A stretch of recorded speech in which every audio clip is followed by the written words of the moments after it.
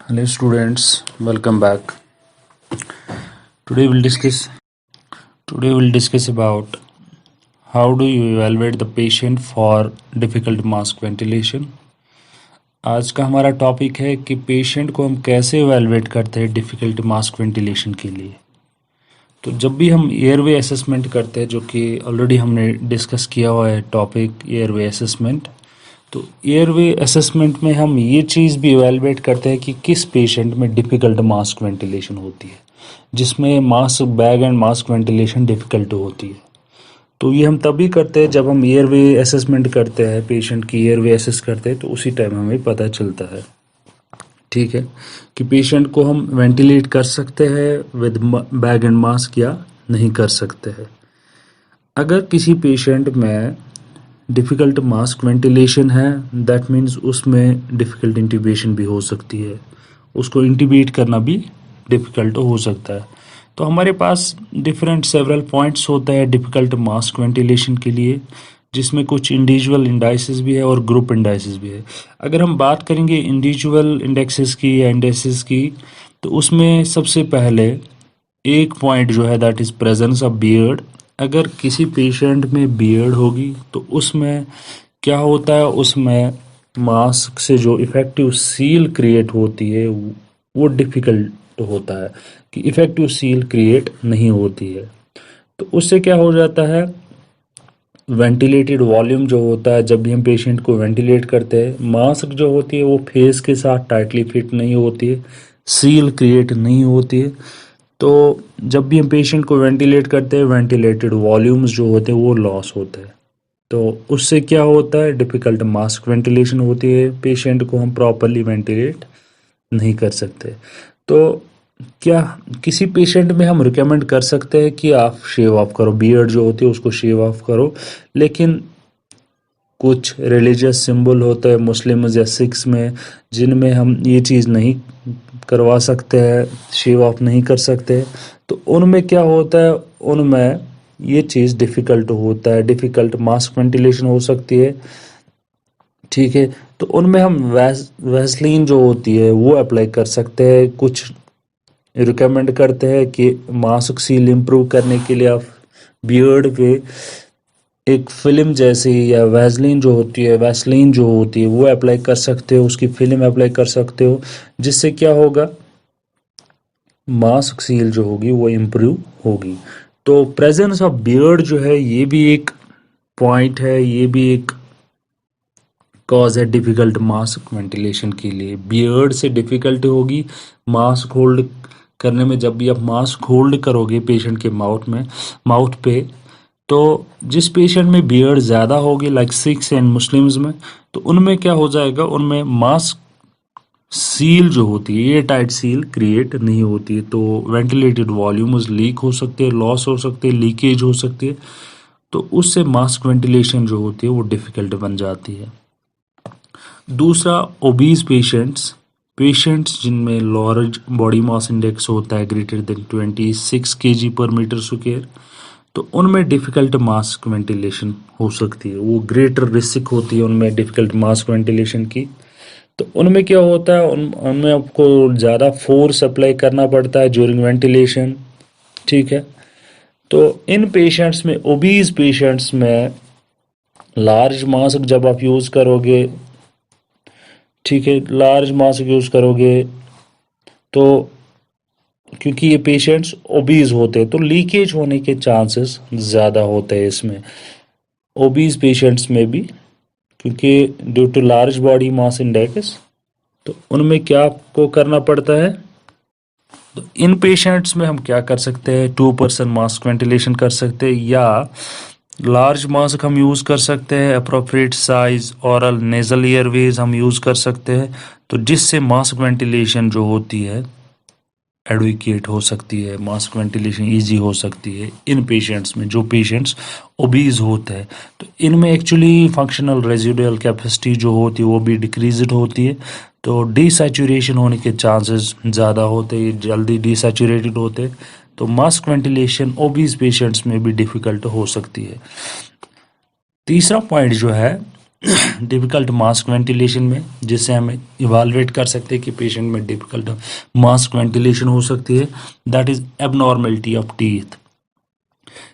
किसी पेशेंट में irregular teeths होते हैं या आर्टिफिशियल डेंचर्स होता है, या किसी कोई पेशेंट होता है ई डेंटुलस जिसमें दांत ही नहीं होते, तो इनमें मास्क जो होती है वो प्रॉपरली फिट नहीं होती है।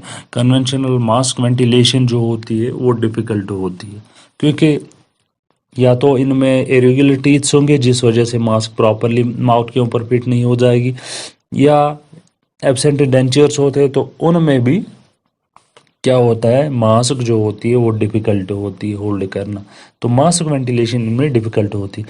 अब अगर किसी पेशेंट में आर्टिफिशियल डेंचर्स है तो कुछ एनेस्थीसियोलॉजिस्ट्स रिकमेंड करते हैं कि अब क्या करो, ये जो आर्टिफिशियल डेंचर्स है ये आप लगा के ही रखो। अगर ये प्रॉपरली अटैच्ड है, वेल अटैच्ड है, तो इनको रिमूव करने की ज़रूरत नहीं है जब तक ना आप पेशेंट को प्री ऑक्सीजनेट करोगे। और उसके बाद जब आपने पेशेंट को प्री ऑक्सीजनेट किया, अब आपको लेरिंजास्कोपी करनी है, इंट्यूबेशन करनी है, तो उससे पहले आर्टिफिशियल डेंचर सब बाहर निकालो ताकि आप मास्क वेंटिलेशन आपके लिए इजी होगी, अब प्रॉपरली पेशेंट को वेंटिलेट कर सकते हो। ठीक है, तो नेक्स्ट पॉइंट जो है that is elderly patients. Elderly patients में मास्क वेंटिलेशन, जिनकी एज 55 ईयर्स से ज़्यादा होती है, उनमें भी मास्क वेंटिलेशन डिफ़िकल्ट होती है। और पेशेंट्स जो स्नोरर्स होते हैं, स्नोरिंग पेशेंट्स जो होते हैं जिनमें हिस्ट्री ऑफ स्नोरिंग होती है, उनमें फेस मास्क वेंटिलेशन डिफ़िकल्ट होती है। ठीक है, तो इन पेशेंट्स में आपको continuous positive airway pressure maintain करना होता है जब भी आप वेंटिलेट करोगे, ताकि हाइपोफेरिंजियल स्ट्रक्चर्स जो होते हैं वो एक्सपेंड हो जाएंगे और आप पेशेंट को इजीली वेंटिलेट कर सकते हो। तो स्नोरिंग पेशेंट्स जिनमें हिस्ट्री ऑफ स्नोरिंग होती है, इनमें भी मास्क वेंटिलेशन डिफ़िकल्ट हो सकती है। कुछ पेशेंट्स में हेयर बन होता है, जो कि हेयर जो होता है वो टाई करते हैं, जिसको एक बन जैसे बनाते हैं ओसिपिट के पीछे, ओसिपिट पे। तो ये इंडिया में ऑफन प्रैक्टिस किया जाता है। कुछ लोग जो होते हैं हुड जैसे बनाते हैं पीछे ओसिपिट पे, हेयर का एक बन जैसा क्रिएट करते हैं। तो इन पेशेंट्स में आप प्रॉपर पोजीशन नहीं दे सकते हो।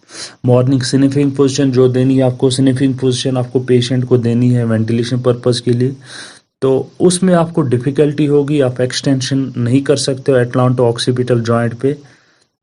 तो जिससे क्या हो जाएगा, इंटर्न आप पेशेंट को प्रॉपरली वेंटिलेट नहीं कर सकते, क्योंकि जब आप पेशेंट को प्रॉपर पोजीशन नहीं दे पाओगे तो पेशेंट को आप वेंटिलेट भी नहीं कर पाओगे।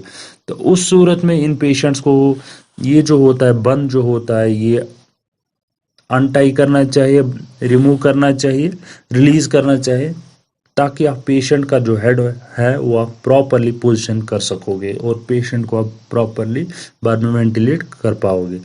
और दूसरा जो होता है that is jewellery and facial piercing.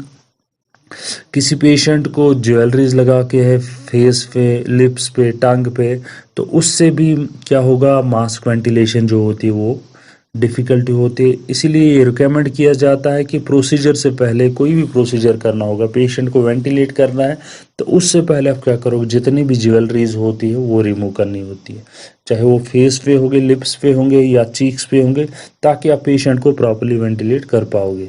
तो उसके लिए भी आपको क्या करना होता है, तो फेशियल या ज्वेलरी जो होती है वो रिमूव करनी होती है। ठीक है, तो ग्रुप इंडाइसिस की अगर हम बात करेंगे तो ये आप इजीली याद रख सकते हो। इसके लिए एक निमैनिक है जिससे आप प्रेडिक्ट कर सकोगे कि इन पेशेंट्स में डिफ़िकल्ट बैग मास्क वेंटिलेशन हो सकती है। तो निमैनिक क्या है, बोन्स, BONES। ये 5 इंडिविजुअल प्रेडिक्टर्स होते हैं जिससे आप ये प्रेडिक्ट कर सकते हो कि इन पेशेंट्स में, असेस कर सकते हो कि इन पेशेंट्स में डिफ़िकल्ट मास्क वेंटिलेशन हो सकती है। तो bones, B for bearded individual, जिस पेशेंट में बियर्ड होगी। Obesity, body mass index greater than 26 kg per meter square। No teeth, N for no teeth। E for elderly patients, age greater than 55 years, more than 55 years। S for snorer। और अब इन patients में ये 5 जो predictors होते हैं, that is bones, B for bearded individual, O for obesity, N for no teeth, E for elderly patients, N for snorer. जिन patients में इनमें से 2 चीज़ होंगे, फॉर एग्जांपल पेशेंट ओबीज है और बियर्ड भी है, पेशेंट ओबीज है दांत भी नहीं है, या पेशेंट एल्डरली है और उस पर दांत भी नहीं है, और जिन पेशेंट्स में ये इनमें से इन 5 पॉइंट्स में से 2 पॉइंट्स प्रेजेंट होंगे या 2 से ज़्यादा होंगे, तो उनमें डिफ़िकल्ट मास्क वेंटिलेशन होती है। उन पेशेंट्स में पॉसिबली डिफ़िकल्ट मास्क वेंटिलेशन होगी। तो इन पेशेंट्स को वेंटिलेट करना, mask bag and mask ventilation बहुत डिफ़िकल्ट होगी। तो अकॉर्डिंगली हम जिन पेशेंट्स में मास्क वेंटिलेशन डिफ़िकल्टी होती है उसके लिए हम बाद में दूसरे जो एयरवे इक्विपमेंट्स होते हैं, दूसरी टेक्निक जो होते हैं जिसके ज़रिए हम इन पेशेंट्स को वेंटिलेट करते हैं, वो रेडी करके रखते हैं। ठीक है, तो ये होता है कुछ पॉइंट्स जिसके ज़रिए हम प्रेडिक्ट कर सकते हैं, एसेस कर सकते हैं, इवेलुएट कर सकते हैं कि पेशेंट्स में डिफ़िकल्ट मास्क वेंटिलेशन है।